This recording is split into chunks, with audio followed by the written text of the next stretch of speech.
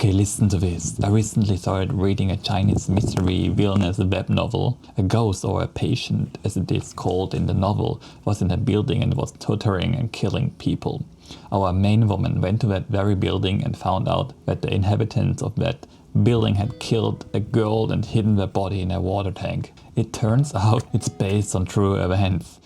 As a random water tank? I researched whether the tap water is drinkable, and the officials say it is, but if you dig a bit deeper, the things really happened. Hiding bodies in those water tanks the tap water comes from. So I went to Taiwan.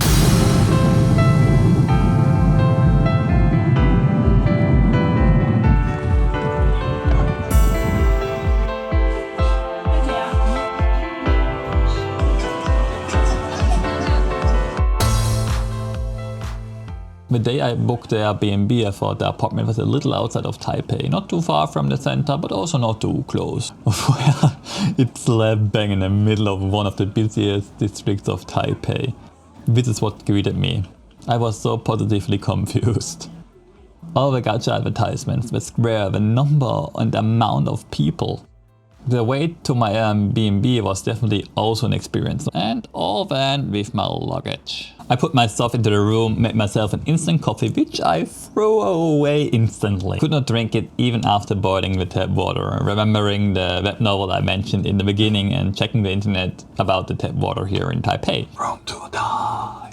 Okay, this wasn't awkward at all. Here on the right side after the entrance, or like basically right next to the entrance, I guess, is the bathroom with a dishwasher. Yes, a dishwasher. A washing machine. Shower. Yeah, nothing too fancy. And this is basically the room. Right after that, I decided to go out and eat and drink something, but also to explore the Seaman area where my Airbnb is located. I apologize for my pronunciation, it's probably totally wrong. Got my first food, which was unfortunately something I didn't quite like, and I also was kind of allergic to it. There were a lot of people in line and I just queued, must be good, right? But there was also a boba shop right next to it. I got myself one and sadly it only tasted mediocre. Don't worry, this was just an unfortunate start.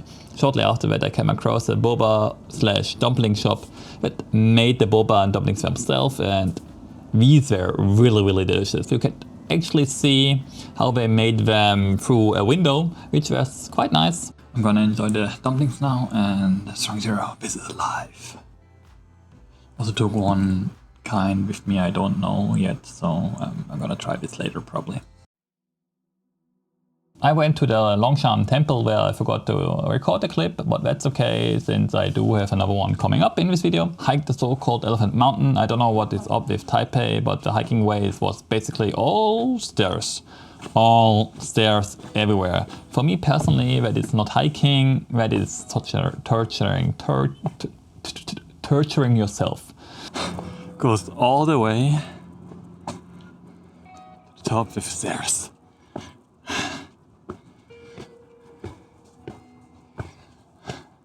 Look at this. All the way. Saw quite a few different beautiful plants and flowers, and a lot of them I never saw before. I'm normally not really a plant or flower guy, but seeing different stuff is sometimes really exciting. The leaves are crazy big.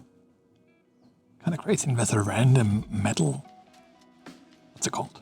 Like, for exercises thing. In contrast to the camera. Look at this. Run down temple. Where are all the tourists gone?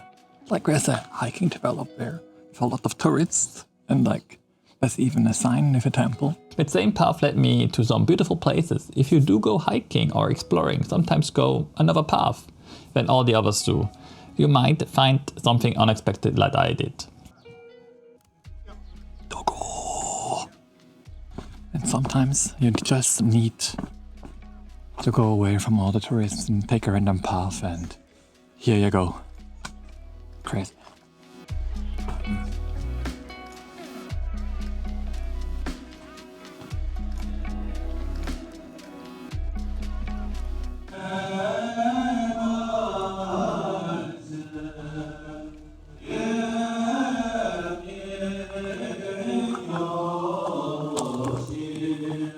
after leaving the Singing Monks temple, I ended up at the touristy stuff again. How I ended up there, I do not know.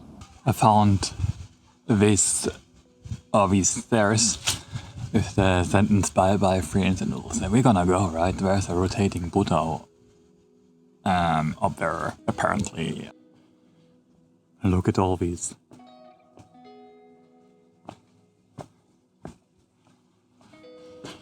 Okay, that's it. Well, it's time for a food break, I guess. I got like some Pocari Sweat in the and on onigiri. Actually, can one of you Taiwanese people explain why so many people while hiking or going to the mountains, listening to music on the phones or watching videos on the phones? Isn't the whole point to go out and like enjoy the quietness? I don't understand. Like go out and have your like peace. I know there's a lot of people around, but isn't that the goal? Or do I misunderstand something? Remember the 360 degrees monk from earlier? Nah, I never found it. I made it to the peak. Well, I can't see much because of the trees, but I made it to the peak. You can definitely see more there. Let me actually go down there.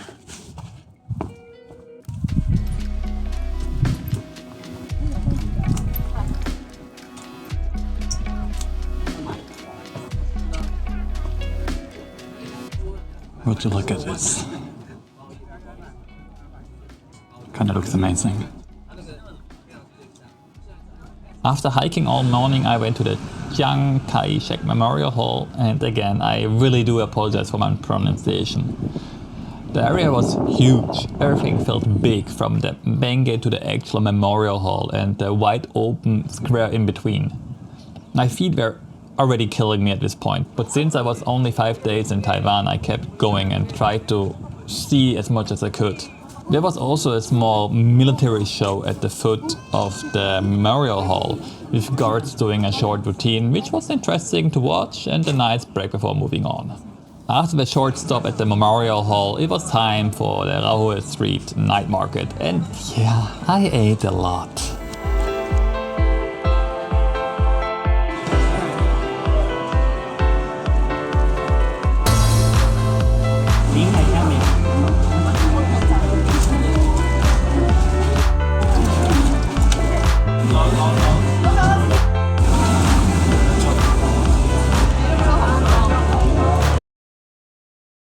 It's shopping time! Well, I didn't buy too much, but I spent my day looking for anime and trading card stuff. It was quite nice, actually. And one thing instantly catch my eye. They had a lot of merch for their beloved gacha games, and that included Wuthering Waves, the only gacha game I'm also playing. I already got stuck at the first shop in the mall I went to, and bought myself a Changli keychain. Yay, buy money. The mall was my first stop I went to. Here were tons of anime merch, with figurines, plushies, pins, etc. But the trading cards were kind of missing. That's okay though, I spent a lot of time exploring these shops. One floor up, after buying the keychain, I treated myself to an Uta figurine. I think it is a nice fit to my Uta/Ado collection. After the mall, I continued to a store called Animate. They had a lot of mangas, and funnily enough, not only in Chinese but also Japanese. I thought it would be a nice practice to improve my bad Japanese, and because of that I got myself the first volume of Soso no Frieren. And then there was this limited edition of that Ado album. I think it was around 100 Swiss francs converted. I really kind of wanted to have it. Sadly, I needed to put it back. First, it was way too much money for a CD/DVD, Blu-ray, whatever. Yes, even for Switzerland. Secondly, I still had a 3-month trip to Japan in front of me. After putting back the Ado CD, I started to go to a trading card shop, and on my way there I saw this funny little restaurant name and these two monstrosities. Like, I mean, are they getting built or are they getting shut down? It looks really scary, whoa. I didn't really record footage in the card store. I only made a photo of a manga nami to send my brother and annoy him. I actually came across another mall while walking to the trading card shop and went back and also explored that one. It also had tons of anime stuff, I mean a lot. And I bought more very brave stuff. But as you can see, I was able to hold back quite a bit. And in exchange, I bought myself some alcohol to forget all the things I wanted to have.